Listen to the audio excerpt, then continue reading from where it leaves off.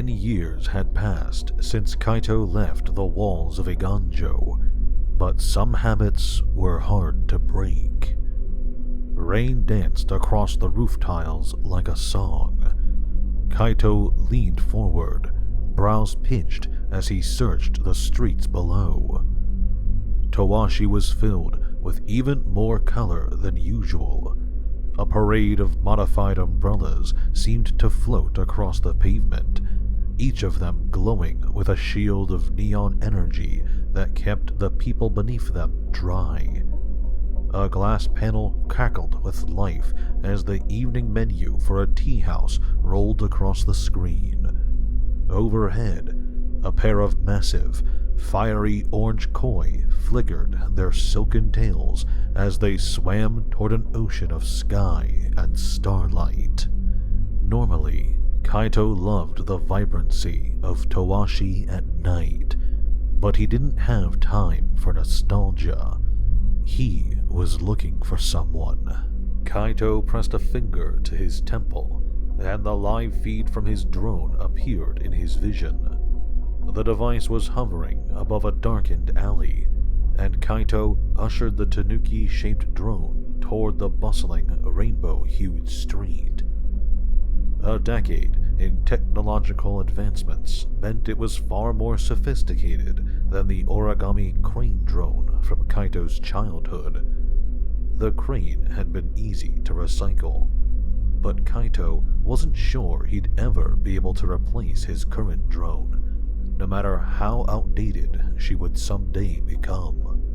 The tanuki and Kaito had too much history. Tamashi warned him not to get attached to a single piece of tech. Everything new someday becomes old, his friend had said.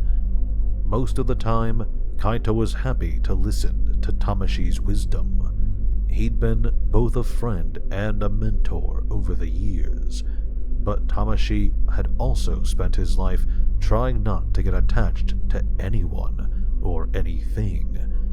Kaito was the opposite. He felt tethered to the people he cared about most, and he'd do anything to protect those bonds. The tanuki drone, Himoto, was more than just a piece of tech. She represented the kami who had changed Kaito's life forever. It was also a reminder that his friend was still missing. The drone stilled near a corner before making her way down a row of street vendors, all of them sheltered by glowing canopies edged with hanging lanterns. A kami of street vendors sat moodily at the edge of a counter, its dough-like face puckered into a frown. 3 gyoza hovered around him like they were teetering on the edge of hope. The nearby vendor scooped a generous portion of ramen into a bowl before adding bright pink and white fish cake, slices of boiled egg, and a sprinkle of green onion across the top, all cooked to perfection.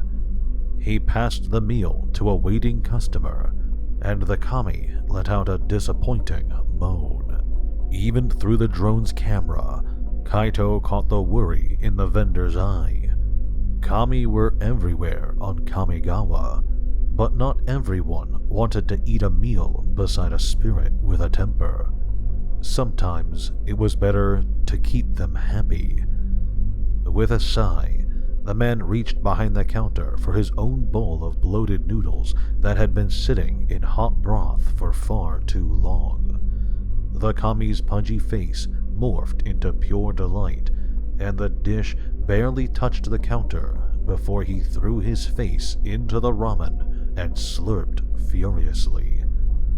The vendor rolled his eyes and turned to his next customer. Kaito nudged the drone skyward toward the height of the nearby buildings.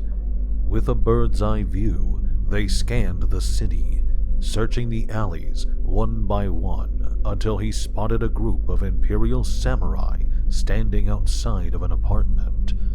Most of the upper windows were sealed shut with their curtains drawn, but one had been left slightly ajar. The gap was so small, it was hardly noticeable to the average person. Kaito cracked a half smile. He didn't see the impossible. He saw an invitation. He tapped his temple again, shutting off the drone's visuals, and slid down the roof tiles and onto the balcony below.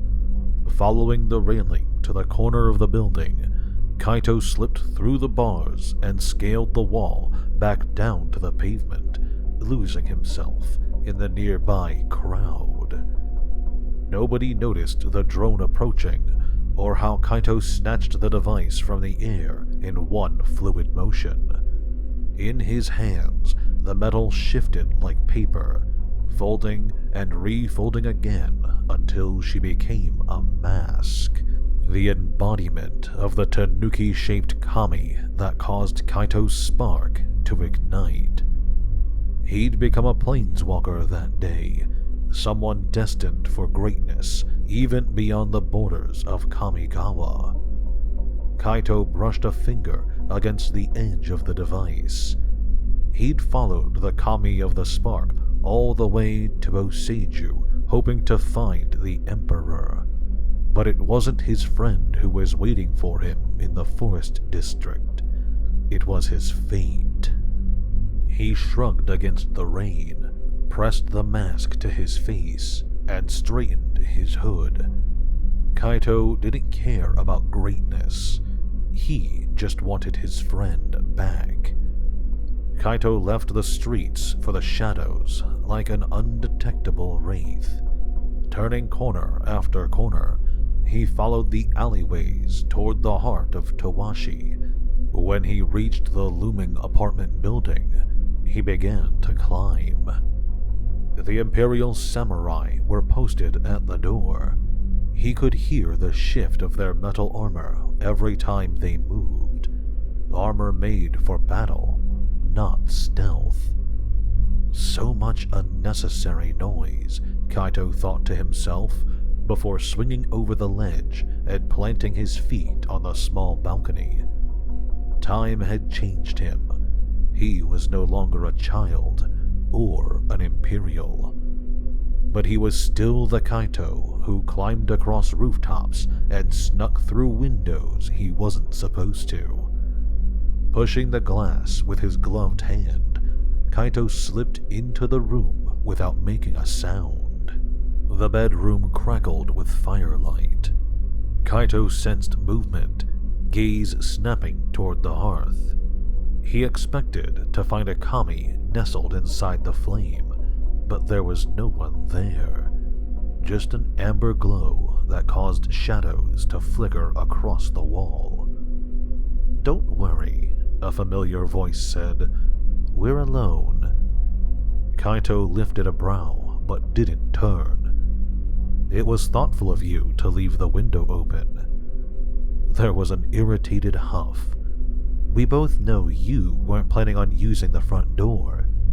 If your interplanar travels didn't teach you a thing about etiquette, I'm sure it's pointless to even hope." "If I really wanted to learn about etiquette," Kaito began, turning to face his sister, "I'd have come straight to you." Aiko's lips curled into a smile.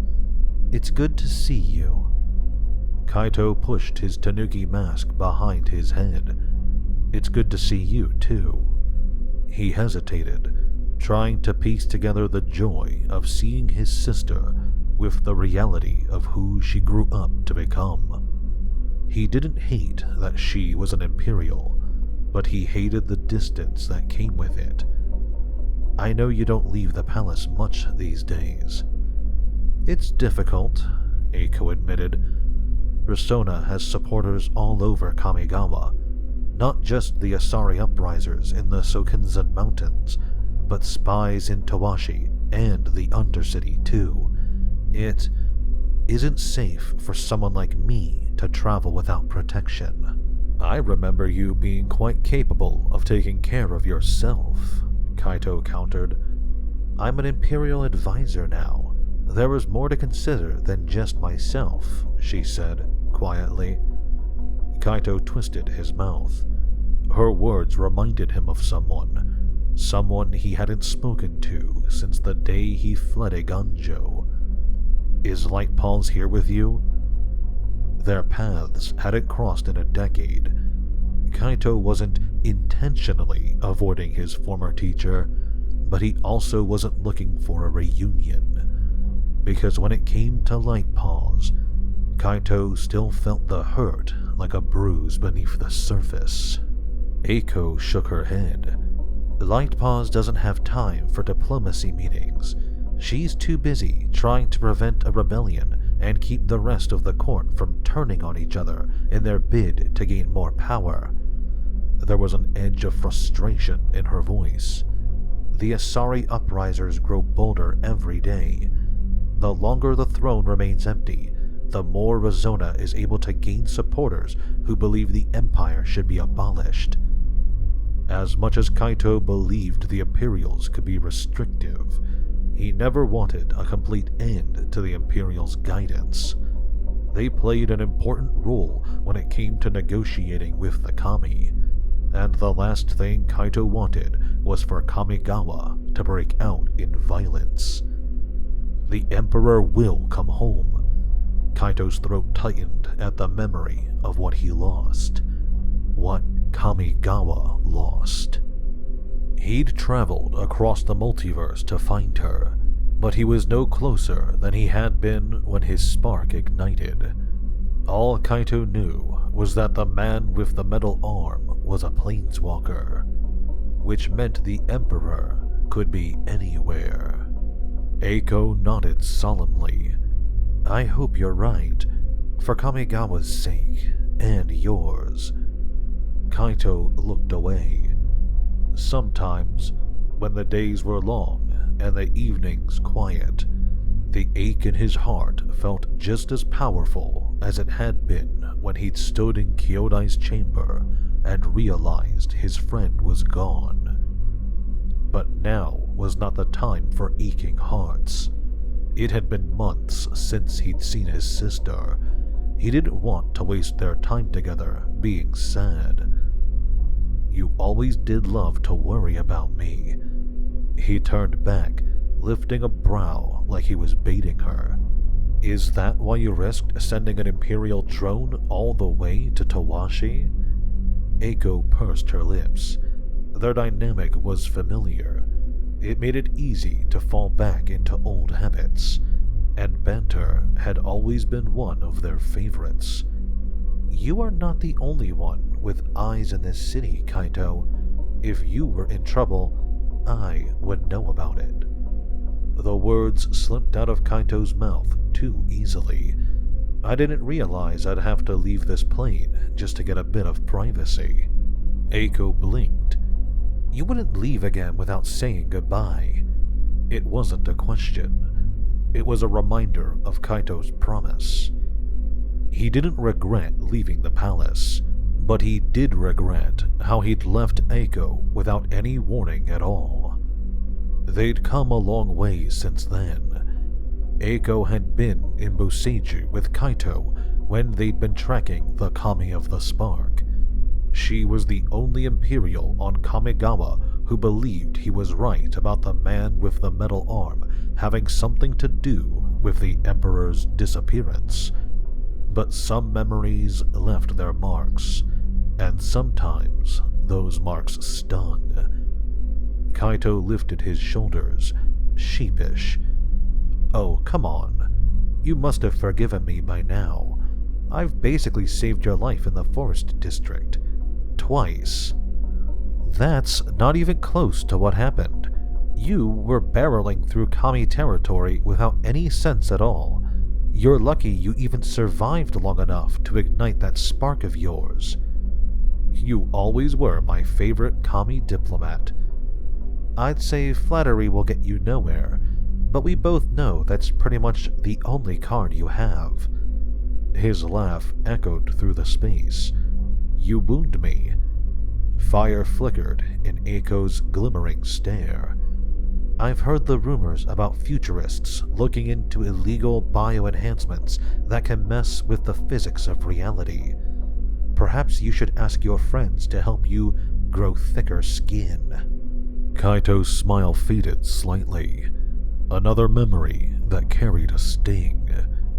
We're not the villains, you know.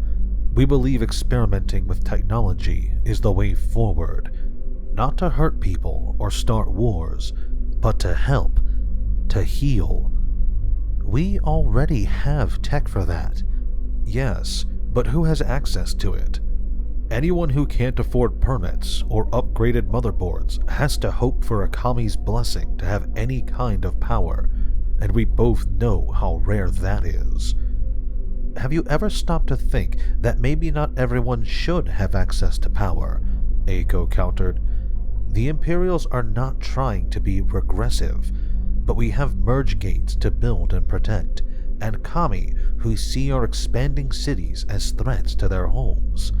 What happens if they start to see our inventions as a threat to their existence? She shook her head. For the good of the mortal realm and the spirit realm, there needs to be a balance. Giving power to a few will always create a divide. Technology levels the playing field, not just for the wealthy and the elite, but for everyone. We no longer have to rely on kami magic. We can protect ourselves. Who is it you need protecting from so badly? Because last time I checked, the only people trying to start a war are the ones who want the same thing you do, Aiko remarked coolly. I do not support the uprisers, Kaito said clearly, but Kyodai hasn't been herself since the Emperor vanished. What happens if something goes wrong with the merge gates and destructive kami are unleashed? It could take millennia for the mortal and spirit realms to become one. That's 1,000 years of uncertainty. The kami wars may be legend, but can you honestly guarantee we won't see a threat like that again? Aiko stiffened. The kami are not our enemy. We don't even know who our enemy is. Kaito stilled, swallowing the lump in his throat. The Emperor was taken from Kyodai's temple, and no one even saw it happen. He hadn't been able to stop it. He'd been too late, too weak, and too unprepared. They all had. Aiko's face hardened. There was nothing you could have done that night. If we had better tech, unregulated tech might very well have been how the Emperor was taken in the first place, Aiko interjected, cheeks turning pink. Kaito scowled. The Imperials already blamed the Futurists and the Uprisers without a shred of evidence. They almost caused a war.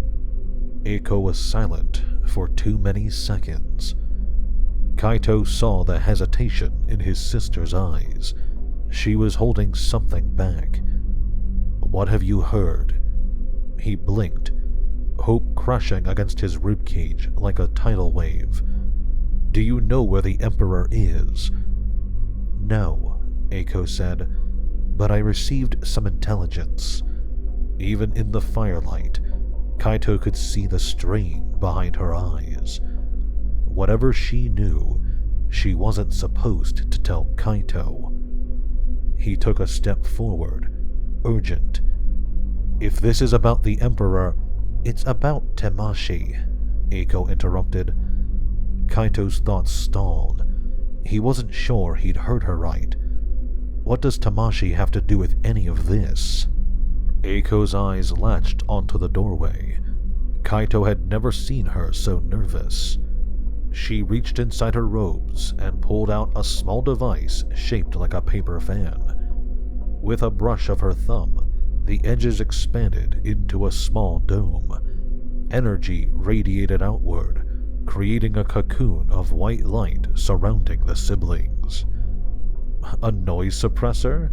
Kaito folded his arms across his chest.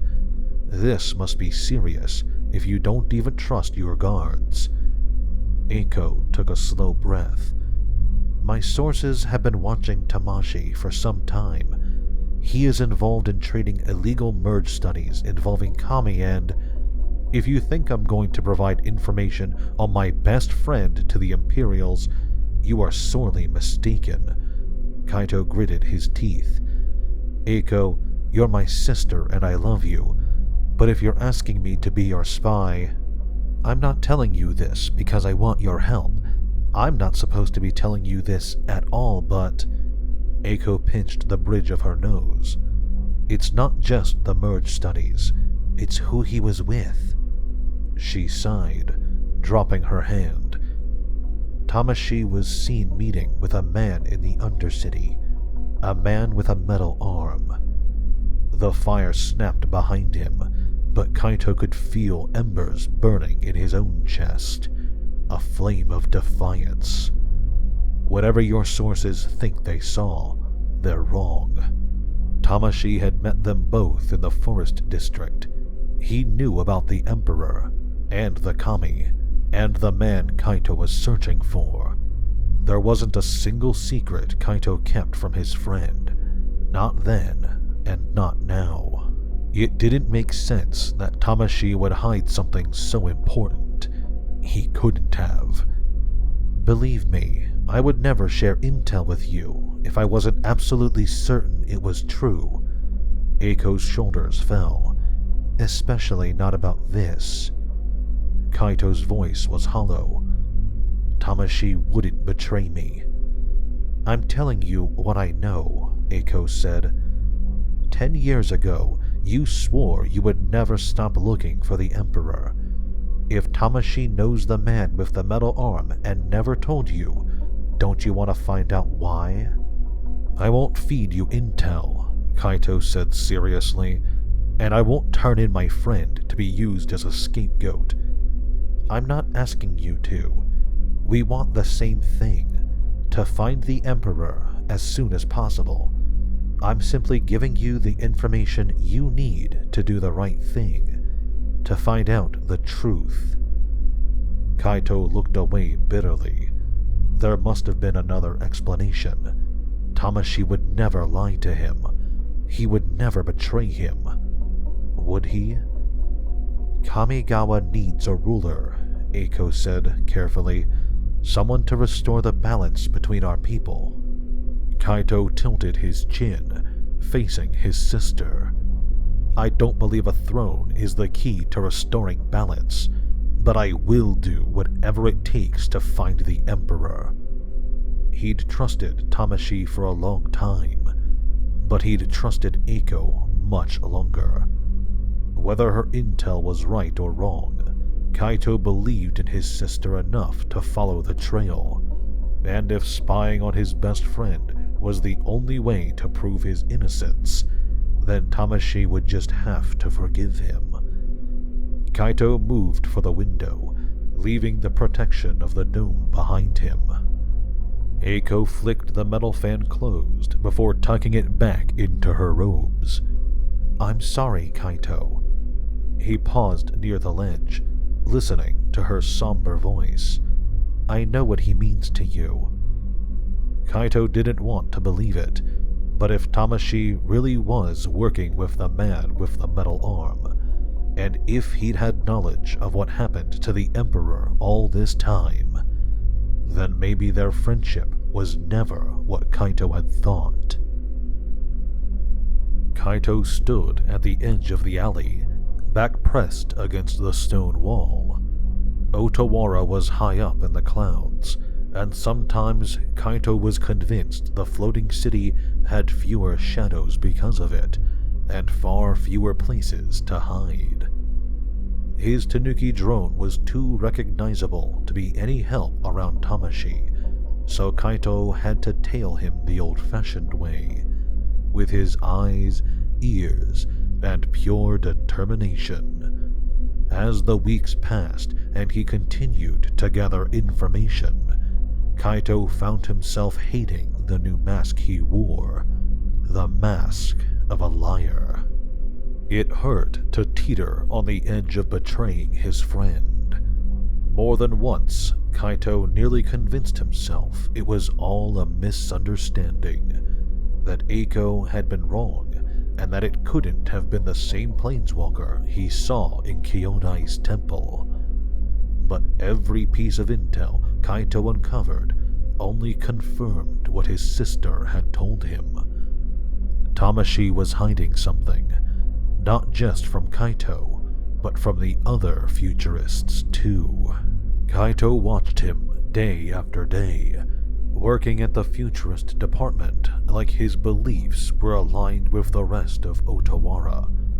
And then the sun would set, and when everyone else went home, Tawashi stayed inside his lab, carrying on with a project no one else in the compound seemed to know about. Kaito had seen Tawashi making handshake deals in dark alleys for stolen power enhancers. He'd watched his friend sneak boxes of cargo into his secretive workplace in the dead of night, and he'd watched the unregulated drones leave the compound and head straight for the Tawashi undercity. It was evidence Tawashi was doing something illegal, but Kaito needed proof of his betrayal. Tawashi appeared in the compound's main entrance, drone already unfolded in his hand. With a gentle push, he sent the ribbon-like dragon into the air, watching as it arched beyond the trees in search of the ground below. He checked the panel on his sleeve, observing the time, and in one graceful step, he flew into the air and vanished toward the horizon. Kaito didn't wait long. There was no one else around. Tawashi's colleagues had gone home hours before. He removed a device from his belt, a small throwing star that glowed blue along the edges, and aimed for the nearest security camera. He flicked his wrist sharply, and the star spun through the air before attaching itself to the camera's side. It blinked once, twice, and then the glowing edges turned green. Masked with his hood pulled tight, Kaito left the alley and walked straight through the front doors of Tawashi's compound. No camera would see him now, not with the device freezing the footage. But he needed to be quick. There was no way of knowing when Tawashi would be back. The tiled floors echoed like bone, cold and empty. Kaito fought the chill running through him. It wasn't his first time inside the compound, but it was the first time he felt like an outsider, like a traitor, his mind hummed, and he tried to push it away. If Kaito was wrong about Tawashi, he would accept the consequences that might come his way. But if Tawashi had lied to him all this time, Kaito wasn't ready to face the truth, but for the Emperor's sake, he would do it anyway.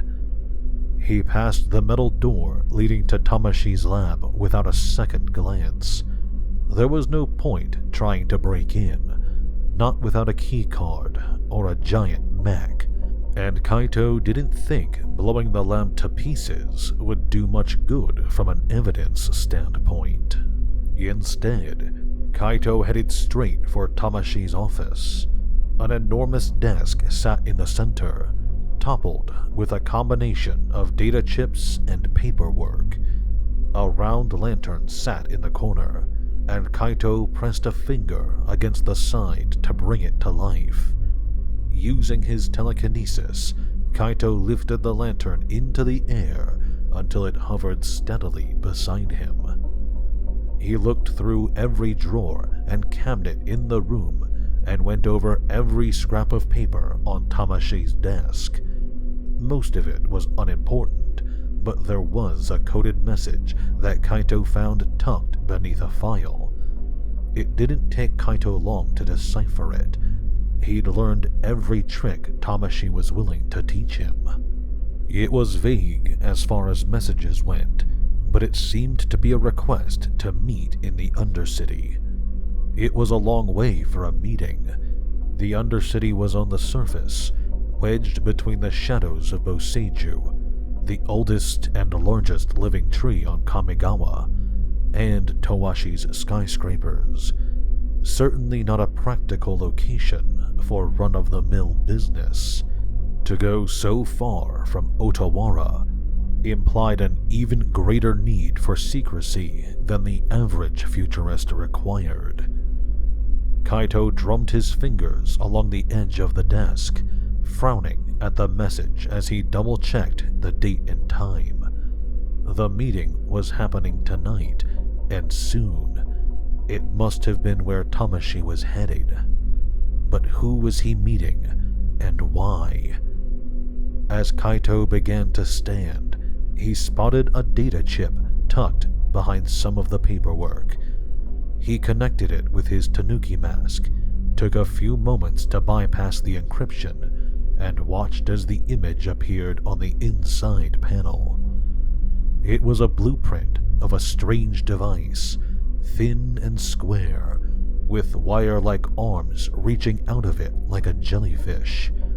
Kaito had never seen anything like it before, but it still didn't prove that Tawashi knew the man with the metal arm. For that, Kaito would have to crash a meeting in the undercity. Kaito removed the data chip from his tanuki mask and tucked it beneath the pages.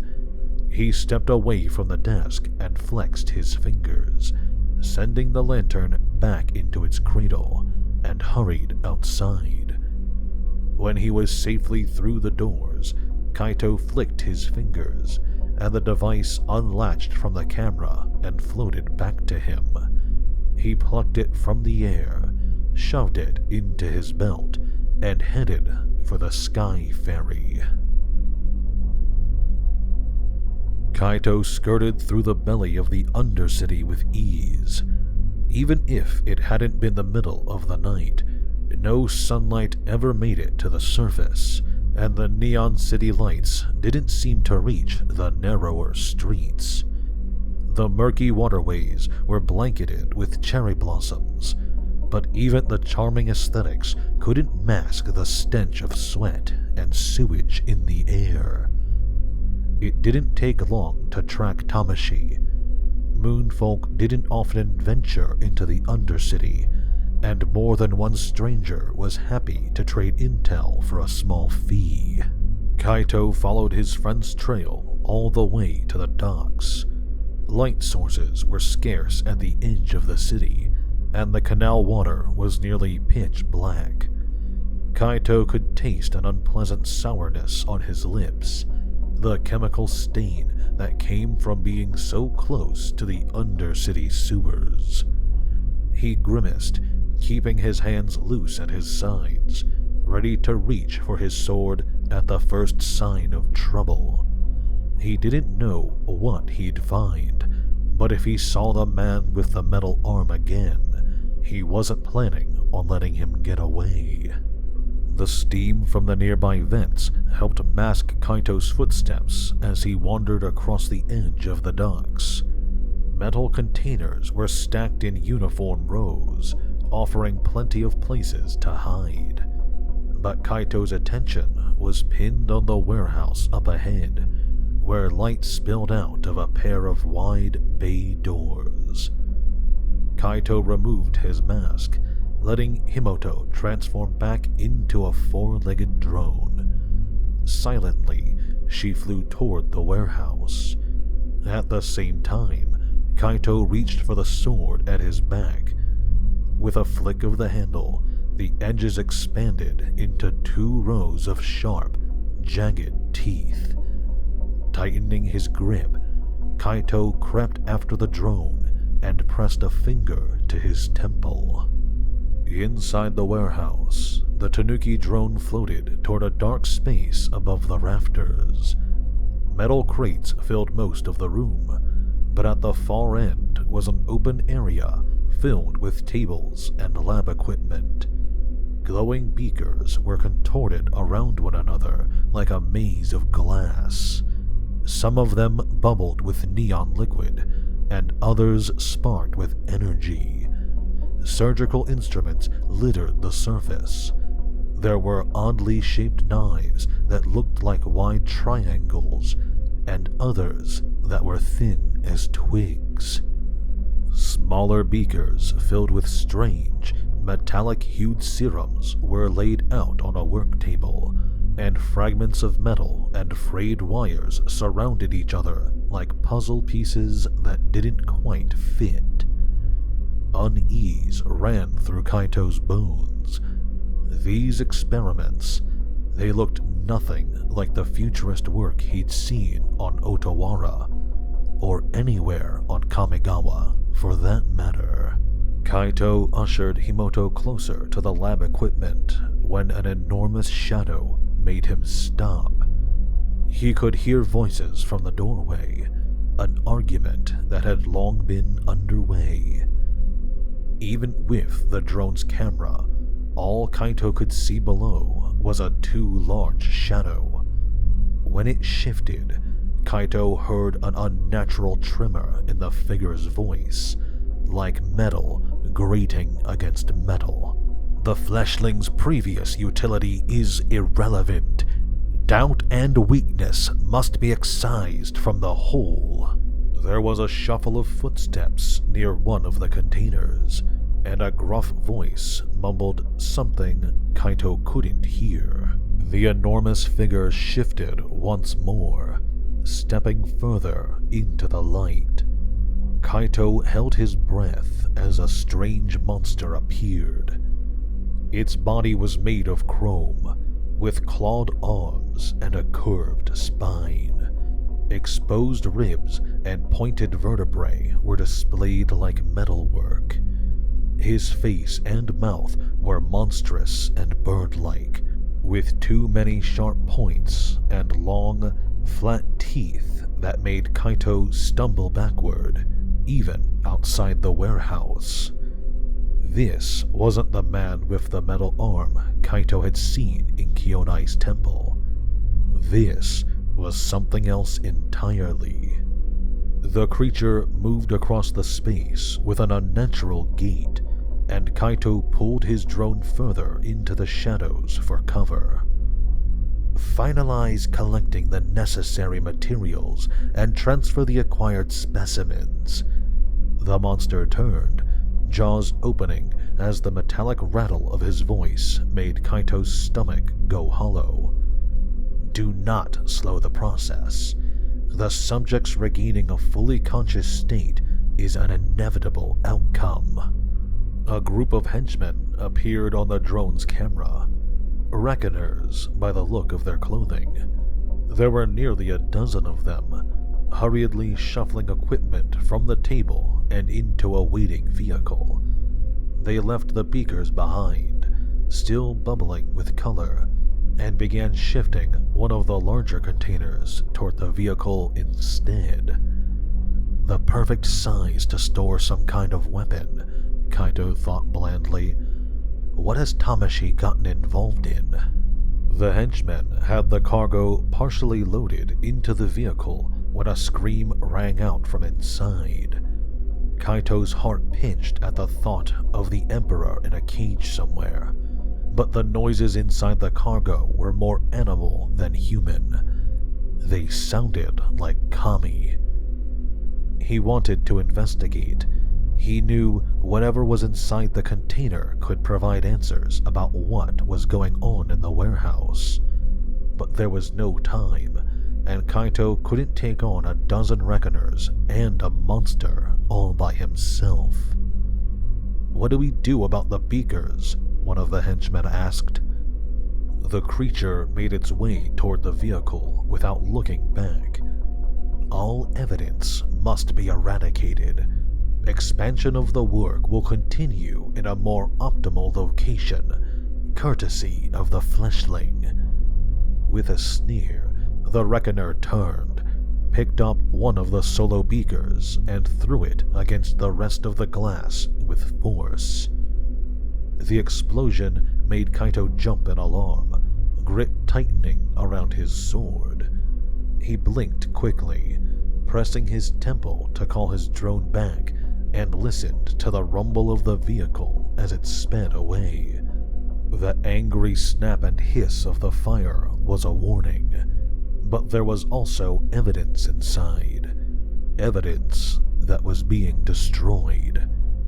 Kaito ran into the warehouse without another thought, hurrying toward the colorful flames that were already climbing up the side of the warehouse.